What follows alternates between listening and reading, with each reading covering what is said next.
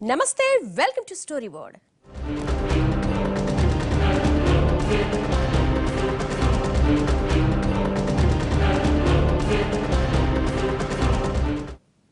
ఒక అంతర్జాతీయ ఉత్సవానికి మన దేశం వేదికగా నిలిస్తే దాని మీద పెట్రోల్ చల్లి మరి అగ్గి రాజేస్తున్నారు కొందరు. దీంతో ప్రపంచవ్యాప్తంగా 35 లక్షల మందిని ఆహ్వానిస్తున్న ఈ మెగా ఈవెంట్ మొదలవక ముందే రచ్చయింది. ఇంతకీ వరల్డ్ కల్చరల్ ఫెస్టివల్ 2016 చుట్టూ అల్లుకున్న వివాదాలేంటి, దాని వెనక దాగున్న రాజకీయాలేంటి? వరల్డ్ కల్చరల్ ఫెస్ట్ 2016 యమునా తీరాన ఆధ్యాత్మిక ఉత్సవం. 35 ఏళ్ల ఆర్ట్ ఆఫ్ లివింగ్ సంబరం. కల్చరల్ ఫెస్ట్ చుట్టూ ముసురుకున్న వివాదం.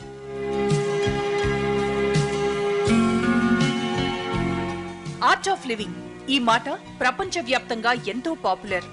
మానవుల జీవన శైలిని మార్చి ఆనందమైన ఆధ్యాత్మిక జీవితాన్ని అందించే లక్ష్యంతో 35 ఏళ్ల కిందట ప్రారంభమైన చిన్న సంస్థ art of living. Sri Sri Ravishankar నాడు నాటిన ఈ చిన్న విత్తనం నేడు వటవృక్షంలా మారి ప్రపంచవ్యాప్తంగా 156 దేశాల్లో వేళ్లూనుకుంది. ఇప్పుడు ఆ సంస్థ తన 35 ఏళ్ల ఉత్సవాన్ని ప్రపంచ సాంస్కృతిక సమ్మేళనంగా నిర్వహించబోతోంది.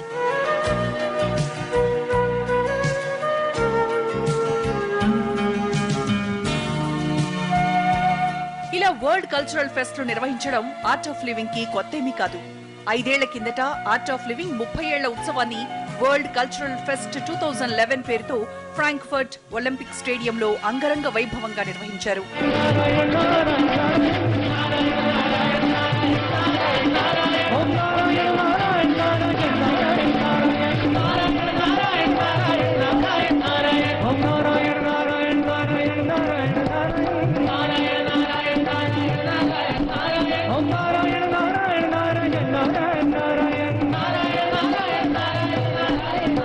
ఇప్పుడు అంతకు మించిన ఉత్సాహంతో వరల్డ్ కల్చరల్ ఫెస్ట్ 2016 కి సిద్ధమవుతోంది. ఈ మహోత్సవానికి ఢిల్లీలోని యమునా నదీ తీరం వేదికైంది. 155 దేశాల నుంచి 35 లక్షల మంది ఈ కార్యక్రమానికి హాజరు కానున్నట్లు నిర్వాహకులు చెబుతున్నారు. ప్రపంచవ్యాప్తంగా ఆర్ట్ ఆఫ్ లివింగ్ ప్రియుల్ని ఆకట్టుకునేందుకు ఇప్పటికే ఆన్లైన్లో విస్తృత ప్రచారం చేశారు. అందరినీ ఆకట్టుకునేలా ఓ థీమ్ సాంగ్ ను రిలీజ్ చేశారు. चले एक साथ हम संग छत्वम Let's move together as one. एक साथ एक आवाज एक ही है विश्वास सब हो सके सबका भला जीने की है ये कला. ప్రపంచ సంస్కృతుల్ని ఒకే వేదిక మీదకు చేర్చిన అద్భుతమైన వేడుకగా వరల్డ్ కల్చరల్ ఫెస్ట్ కి చాలా ప్రాముఖ్యత ఉంది. ఈ ఫెస్ట్ లో పాల్గొనేందుకు ప్రపంచవ్యాప్తంగా చాలా మంది ఉవ్విళ్లూరుతుంటారు. ఫ్రాంక్ఫర్ట్ లో, అంతకుముందు కెనడాలో, బెంగళూరులో జరిగిన కార్యక్రమాలు ఆర్ట్ ఆఫ్ లివింగ్ ప్రాముఖ్యతను, ప్రపంచ సాంస్కృతిక పరిరక్షణ అవసరాన్ని చాటి చెప్పాయి. 1 2 1 2 3 4 1 2 3 4 హరి సుందర నంద ముకుంద హరి నారాయణ హరి ఓం హరి సుందర నంద ముకుంద హరి నారాయణ హరి ఓం హరి కేశవ హరి గోవింద హరి నారాయణ హరి ఓం హరి కేశవ హరి గోవింద హరి నారాయణ హరి ఓం. ఇప్పుడు కూడా అదే ఉత్సాహంతో యమునా నదీ తీరాన నభూతో న భవిష్యత్ అన్నట్లుగా ఏర్పాటు చేశారు నిర్వాహకులు. 7 ఎకరాల స్థలంలో భారతీయ సంస్కృతి ఉట్టిపడేలా అద్భుతమైన వేదికను తీర్చిదిద్దారు. దీని మీద 35,000 మంది కళాకారులు ఒకేసారి ప్రదర్శన ఇవ్వబోతున్నారు. సభకు వచ్చే వారికి ఎలాంటి ఇబ్బందులు లేకుండా ఏర్పాట్లు చేశారు. యమునా నది మీద తాత్కాలిక వంతెనలు నిర్మించారు. బ్యారికేడ్లు, పెద్ద పెద్ద ఆర్చ్లతో యమునా తీరాన్ని ముస్తాబు చేశారు. దేశ విదేశాల నుంచి వచ్చే అతిథులు, వీఐపీల కోసం ప్రత్యేక తాత్కాలిక గుడారాలు నిర్మిస్తున్నారు. ఇంకా చెప్పాలంటే మహాకుంభమేళాను మించేలా ఏర్పాట్లు చేశారు.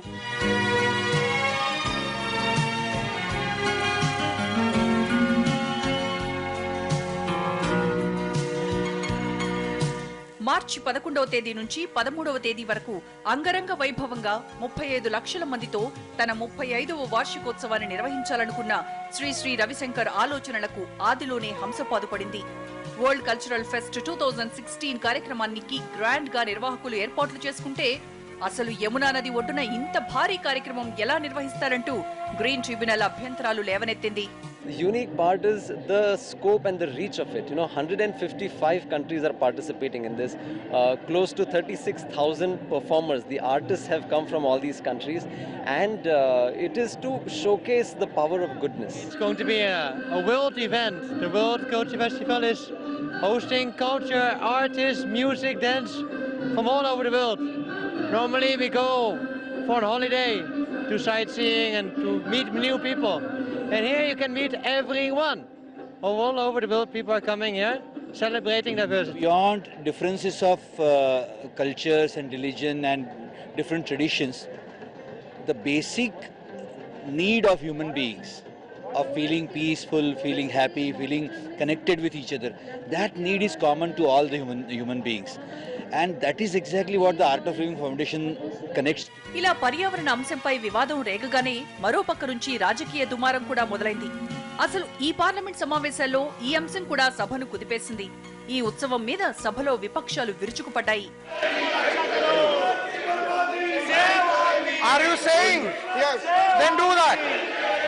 దీంతో అసలు ఈ సాంస్కృతిక ఉత్సవం ప్రారంభం మీదే అనుమానాలు కలిగాయి. అసలు అనుమతులు దొరక్కపోతే ఏం చేయాలి? కార్యక్రమం ఇప్పుడు క్యాన్సిల్ చేసుకుంటే ఇంకెక్కడ నిర్వహించాలన్నా చాలా కష్టం. దీనికి తోడు ప్రపంచ వ్యాప్తంగా వస్తున్న అతిథులకు ఏం చెప్పాలి? ఇలా ఎన్నో ప్రశ్నలతో నిర్వాహకులు సతమతమవుతున్న టైంలో నేషనల్ గ్రీన్ ట్రిబ్యునల్ ఈ మెగా ఈవెంట్ కు కొన్ని కండిషన్లతో అనుమతులిచ్చింది.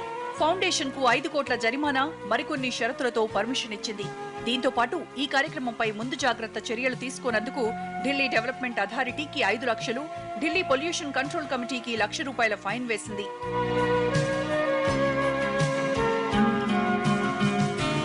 మొత్తంగా ఎన్నో అనుమానాలు, భయాలు, వివాదాలు రేపిన ఆర్ట్ ఆఫ్ లివింగ్ వారి వరల్డ్ కల్చరల్ ఫెస్టివల్ 2016 యథావిధిగా ప్రకటించిన షెడ్యూల్ ప్రకారం మార్చి 11న ప్రారంభం కాబోతోంది.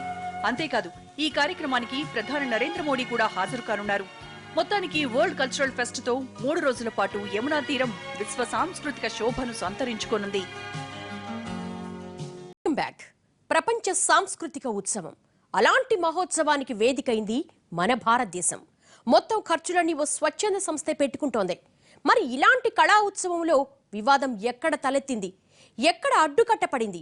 ఎవరెవరు ఈ ఉత్సవాన్ని వ్యతిరేకించారు? ఎందుకు అభ్యంతరాలు వ్యక్తం చేశారు?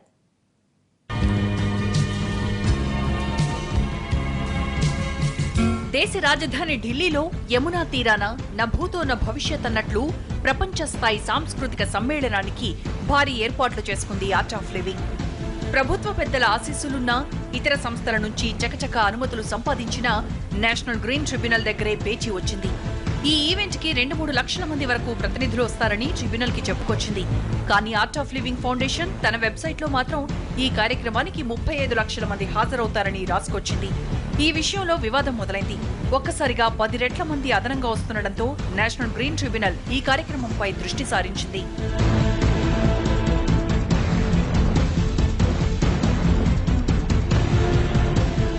ఈ అంశంపై వివరణ కోరుతూ ఒక సాంస్కృతిక సమ్మేళనం కోసం తాత్కాలిక నిర్మాణాలు జరపాల్సిన పరిస్థితుల్లో మీరు యమునా తీరంలో తవ్వకాలు ఎందుకు జరపాల్సొచ్చిందో చెప్పాలంటూ ఆర్ట్ ఆఫ్ లివింగ్ ను ప్రశ్నించింది. కానీ దీనికి నిర్వాహకులు సహేతుకంగా వివరణ ఇవ్వలేకపోవడం కూడా కార్యక్రమ నిర్వహణను వివాదాల్లో పడేసింది. యమునా తీరంలో ఇంత భారీ సమ్మేళనానికి సన్నాహాలు జరుగుతుంటే వివిధ ప్రభుత్వ విభాగాలు ఏం చేస్తున్నాయని నేషనల్ గ్రీన్ ట్రిబ్యునల్ ప్రశ్నించింది. పర్యావరణ అనుమతులపైన తన అభ్యంతరాలు లేవనెత్తింది. పర్యావరణ మంత్రిత్వ శాఖ ఎందుకు జోక్యం చేసుకోలేదని గ్రీన్ ట్రిబ్యునల్ నిలదీసింది. దీంతో వివాదం మరింత ముదిరింది. ఇలా వివాదం రాజుకుంటుండగానే ఈ కార్యక్రమానికి పోలీస్, ఫైర్ సేఫ్టీ అనుమతులు ఇవ్వలేదని ఢిల్లీ ప్రభుత్వం వెల్లడి చేయడంతో మరో వివాదం మొదలైంది. సాంస్కృతిక కార్యక్రమానికి పొల్యూషన్ కంట్రోల్ బోర్డు అనుమతి అవసరం లేదని ఆర్ట్ ఆఫ్ లివింగ్ ఫౌండేషన్ వాదించినా దాన్ని పరిగణలోకి తీసుకోలేదు. ఈ సభకు 35 లక్షల మంది ప్రతినిధులు వస్తారంటే దానికి లక్షల్లో వాహనాలొస్తాయి. మరి వాటి నుంచి వచ్చే కాలుష్యం సంగతేంటని ప్రశ్నిస్తే దానికి కూడా సంస్థ నిర్వాహకులు సమాధానం చెప్పలేకపోయారు. किस बात के लिए तमाशा कर रहा है? किस बात के लिए जो यानी कौन सा ऐसा काम है जिससे इस देश का हित होने वाला है?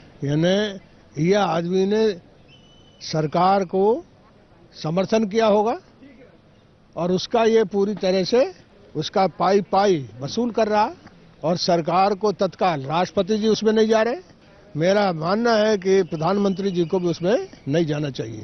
कोई कर सकता है इस तरह के प्रोग्राम, लेकिन सरकारी खर्च पे आर्मी की मदद से कहा जाता है, और सरकारी बाबा हैं और भाजपा के बाबा हैं, ये तो सबको मालूम है।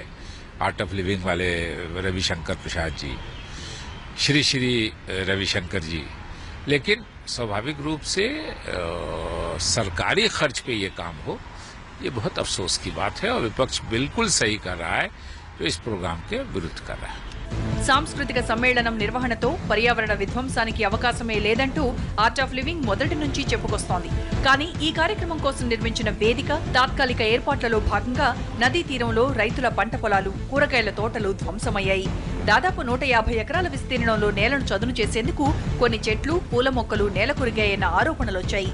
ఒక నదీ తీరంలో ఇంత పెద్ద కార్యక్రమం నిర్వహించడం అంటే అది పర్యావరణానికి ఇబ్బంది కలగడంతో పాటు నదీ కాలుష్యానికి కూడా కారణమవుతారన్నది పర్యావరణవేత్తల ఆరోపణ. ఫ్లడ్ ప్లెయిన్లో ఇది ఎస్టాబ్లిష్ చేస్తున్నారు అంటే అక్కడ ఉన్న టోపోగ్రఫీ, తర్వాత అక్కడ ఉన్న కొన్ని న్యాచురల్ రిసోర్స్, అక్కడ ఎక్కువ గ్రౌండ్ వాటర్, అదంతా దెబ్బతింటుంది. తర్వాత ఈ రివర్ మీద మిలిటరీ వాళ్ళను ఉపయోగించుకుంటున్నారు. మనం ఎప్పుడు కూడా డిఫెన్స్ను ఇలాంటి ప్రైవేటు ఫంక్షన్స్కి వాడుకోం, అలాంటి దాంట్లో వీళ్ళు వాడుకుంటున్నారు. యాక్చువల్గా అది రివర్ కాబట్టి ఫ్లైఓవర్ లాగా, అంటే ఇప్పుడు బ్రిడ్జి కట్టున్నారు రివర్ మీద, అది కూడా చూడండి, అది డిఫెన్స్ పర్పస్ కోసం చేసుకుంటే ఇవి, అలాంటిది వీళ్ళ చేత చేపిస్తున్నాడు.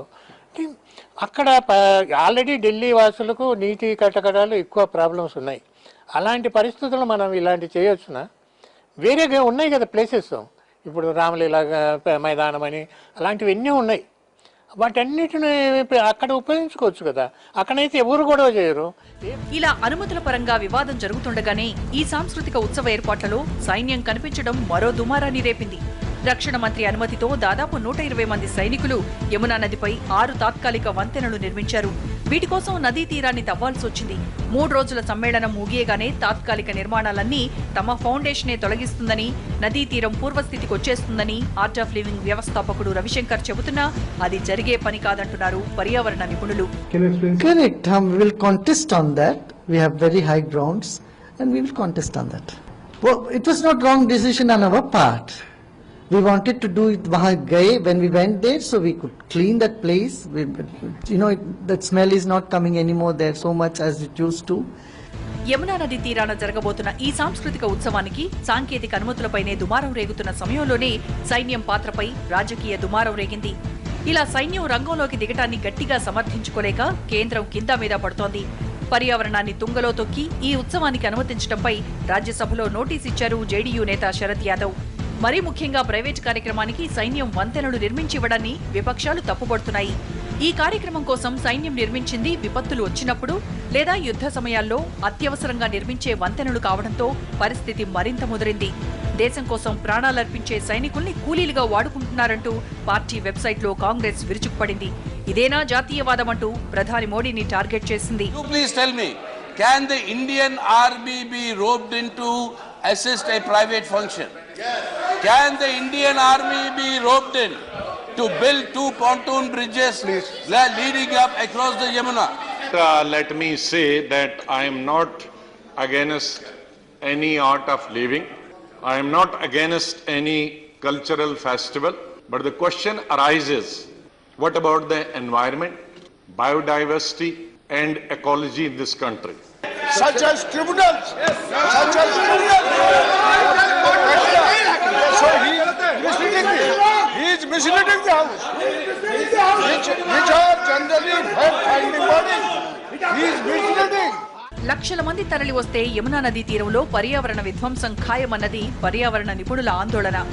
దీనికి తోడు ఈ కార్యక్రమంలో ఏమాత్రం తేడా జరిగినా తొక్కిసలాట జరిగే ప్రమాదం ఉందన్న ఢిల్లీ పోలీసు ఉన్నతాధికారుల హెచ్చరికలు మరిన్ని అనుమానాలతో పాటు ఆటంకాలకు కూడా ఆజ్యం పోశాయి. యమునా నదిపై సైన్యం సాయంతో తాత్కాలికంగా నిర్మించిన వంతెనలపై గంటకు 15,000 మందికి మించి వెళ్లలేరని, దీనికి తోడు ఈ వంతెనకు అటూ ఇటూ ఎలాంటి రైలింగ్లు ఉండవు కాబట్టి పొరపాటున వంతెనపై తొక్కిసలాట జరిగినా లేక ఒక్కసారిగా పర్యాటకులు ఎక్కువగా వచ్చినా ప్రమాదమే అన్నది ఢిల్లీ పోలీసుల వాదన.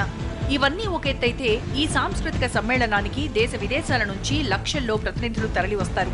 ఈ విదేశీ ప్రతినిధుల్ని లక్ష్యంగా చేసుకుని టెర్రరిస్టు దాడులకు దిగే ప్రమాదం ఉందని నిఘా వర్గాలు తమ అనుమానాలు వ్యక్తం చేశాయి. దీంతో మొత్తంగా ఈ కార్యక్రమం జరగడం మీదనే అనుమానాలు నెలకొన్నాయి. ఒకటి కాదు రెండు కాదు అన్ని సమస్యలే. గ్రీన్ ట్రిబ్యునల్ అనుమతుల నుంచి మొదలు పెడితే ఫైర్ సేఫ్టీ వరకు 6-7 అనుమతులు తెచ్చుకోవాలి. మరోపక్క సైన్యం వినియోగం మీద రాజకీయ దుమారం రేగింది. ఇటు చూస్తే కార్యక్రమానికి రోజుల వ్యవధి ఉంది. మరి ఇలాంటి క్లిష్ట పరిస్థితుల్ని పండిట్ రవిశంకర్ ఎలా నెట్టుకొచ్చారు, అనుమతుల విషయంలో ఎలా నెగ్గుకొచ్చారు, పార్లమెంటును కూడా కుదిపేసిన వరల్డ్ కల్చరల్ ఫెస్టివల్ 2016 అన్ని అడ్డంకులు దాటుకుని ఎలా మొదలు కాబోతోంది?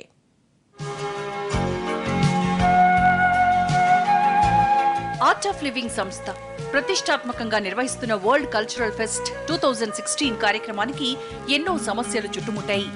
గతంలో ఫ్రాంక్ఫర్ట్ లో ఒలింపిక్ స్టేడియంలో ఈ కార్యక్రమం నిర్వహించడంతో ఎలాంటి ఇబ్బందులు తలెత్తలేదు.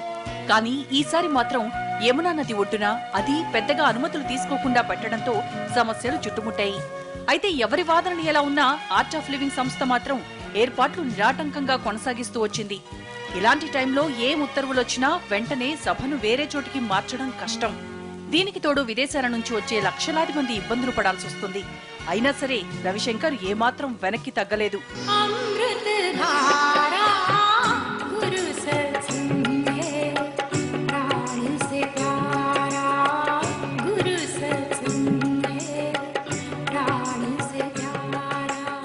గ్రీన్ ట్రిబ్యునల్ లేవనెత్తిన ఆందోళనలు అర్థం లేనివని, పర్యావరణ పరంగా ఎలాంటి విధ్వంసానికి ఆస్కారమే లేదన్న శ్రీ రవిశంకర్ యమునా నదికి తమ కార్యక్రమం వల్ల మేలు జరిగిందన్నారు. తమ నిర్వాహకులు నదీ తీరంలో ఉన్న 125 టన్నుల చెత్తను స్వచ్ఛందంగా తొలగించారన్నారు. It has to be with fauna, flora, with trees. I'm all for it. This one cultural festival, few days, is not going to damage. It's not damaging, in fact, on those things. And I'm assuring that we will work for environment. And we have done it. We have rejuvenated 16 rivers in this country in the last couple of years. We have a very good track record on those things. But this cultural festival has a purpose to achieve, to create positivity in the whole atmosphere. ఇక సైన్యం వినియోగం మీద కేంద్రం తగురీతిలోనే స్పందించింది. ఈ అంశాన్ని national green tribunal విచారిస్తున్నందున దానిపై సభలో మాట్లాడటం సరికాదని చెప్పడం, తొక్కిసలాటలు జరగకుండా సైన్యాన్ని వినియోగించామని చెప్పడంతో ఆ వివాదం కూడా ముగిసిపోయింది. This function to continue, like you already know, this whole function is meant for people from all over the world, all over the country to come together and spread this message of harmony, peace and love. So I am sure this order that has come in our favor will go a long way in this, and we are very, very grateful. We will stick by every condition that is put upon us. We also commit that we will leave this Yamuna bed better than when we received it. You must understand that Art of Living over the last 35 years has worked tirelessly to make sure that we work for the environment. ఇక్కడ తెలుగు వాళ్ళందరం కలిసి గుంటూరు జిల్లా నుంచి దగ్గర ఒక 500 మంది నుంచి 1000 మంది దాకా వచ్చేసాం ఇక్కడికి. దాంతోపాటుగా ఈ 35 సంవత్సరాలు అయిన సందర్భంగా గురూజీ ఇంత బిగ్ ప్రోగ్రామ్ చేస్తున్నారు కాబట్టి అందరి పల్లెల్లో కూడా అవేర్నెస్ తీసుకొచ్చి కొంతమంది చెప్పడం జరిగింది. ప్రపంచ సాంస్కృతిక ఉత్సవాన్ని రాజకీయం చేయొద్దంటూ రవిశంకర్ తన ట్విట్టర్లో విజ్ఞప్తి చేశారు. అన్ని దేశాలు, మతాలు, సంస్కృతులు, ఆలోచనలను ఒక్కటి చేసే వేదికను ఇబ్బంది పెట్టొద్దన్నారు. మొత్తానికి అందరి వాదనలు విన్న నేషనల్ గ్రీన్ ట్రిబ్యునల్ కార్యక్రమానికి ఓకే చెప్పింది. యమునా తీరంలో పర్యావరణానికి జరిగిన నష్టానికి పరిహారం చెల్లించాలని ఆదేశించింది. AOL కు 5 కోట్ల రూపాయల జరిమానా విధించింది. ఢిల్లీ డెవలప్మెంట్ అథారిటీకి 5 లక్షలు, ఢిల్లీ పొల్యూషన్ కంట్రోల్ బోర్డుకు 1 లక్ష రూపాయల ఫైన్ వేసింది. జాతీయ గ్రీన్ ట్రిబ్యునల్ తీర్పును శ్రీ రవిశంకర్ ఖండించారు. తామేమీ తప్పు చేయలేదని, జైలుకైనా వెళ్తాను కానీ జరిమానా మాత్రం కట్టనని స్పష్టం చేశారు. అటు NGT ఆదేశాలు, ఇటు శ్రీ పంతం చూస్తుంటే ప్రస్తుతానికి కార్యక్రమం మీద కాస్తంత గందరగోళం నెలకొన్నా మొత్తంగా మాత్రం ఈవెంట్ ప్రారంభమయ్యే అవకాశాలు కనిపిస్తున్నాయి. నేషనల్ గ్రీన్ ట్రిబ్యునల్ తమకు చెల్లించాల్సిన జరిమానా గడువును మార్చి 11 సాయంత్రం 5 గంటల వరకు పొడిగించింది. ఇక్కడ అసలు సంగతి ఏంటంటే కార్యక్రమం ప్రారంభం కావాల్సింది కూడా అదే టైంకి. అయితే ఇది జరిమానా మీద గడువే తప్ప కార్యక్రమం మీద ఆంక్షలు కావు కాబట్టి వరల్డ్ కల్చరల్ ఫెస్ట్ 2016 నిరాటంకంగా కొనసాగే అవకాశాలు కనిపిస్తున్నాయి. తగ్గిపోతున్న హ్యూమన్ వాల్యూస్ని కాపాడటానికి మరియు ప్రజలలో ఒక ఒత్తిడి లేని జీవనాన్ని కొనసాగించడానికి గురూజీ చాలా సులభమైన మార్గంలో ప్రతి గ్రామానికి ప్రతి మనిషికి అవసరమైన కొన్ని సులువైన టెక్నిక్స్ టీచర్స్ ద్వారా అన్ని గ్రామాలకి రీచ్ అయ్యేలాగా చేపిస్తున్నారు. వరల్డ్ కల్చర్ ఫెస్టివల్ సందర్భంగా 150 దేశాల నుంచి 35 లక్షల మంది ఒక పండగ మాదిరిగా పండగ వాతావరణంలో జరుపుకోవడానికి 150 దేశాల్లో కూడా ఆర్ట్ ఆఫ్ లివింగ్ సంబంధించిన సభ్యులు మిగతా ఇతర అందరూ కలిసి ప్రపంచంలో ఒక పెద్ద పండగలాగా జరుపుకోవడానికి ఈరోజు శ్రీ శ్రీ రవిశంకర్ గారి ఆధ్వర్యంలో ఇక్కడికి న్యూఢిల్లీ ఇక్కడికి రావడం జరిగింది. ముందు చెప్పిన షెడ్యూల్ ప్రకారం రాష్ట్రపతి ఈ కార్యక్రమం నుంచి తప్పుకున్నా ప్రస్తుతానికి ప్రధాని వస్తారన్న విషయం మాత్రం కన్ఫర్మ్ అయింది. అంటే మార్చి 11 నుంచి 3 రోజుల పాటు ఆర్ట్ ఆఫ్ లివింగ్ నిర్వహించనున్న ఈ వరల్డ్ కల్చరల్ ఫెస్టివల్ మాత్రం ప్రపంచ సాంస్కృతికతకు వేదికగా నిలవనుంది.